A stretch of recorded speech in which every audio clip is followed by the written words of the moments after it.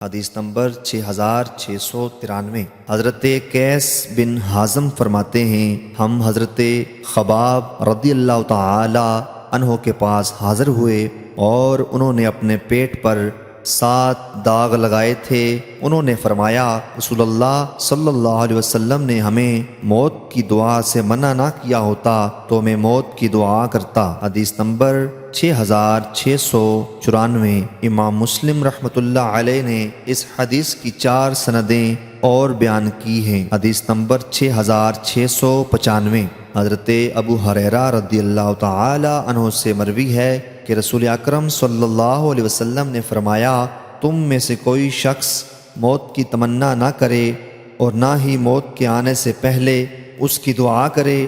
جب کوئی شخص مر جاتا ہے تو اس کا عمل منقطع ہو جاتا ہے اور مومن کی عمر زیادہ ہونے سے خیر میں ہی اضافہ ہوتا ہے۔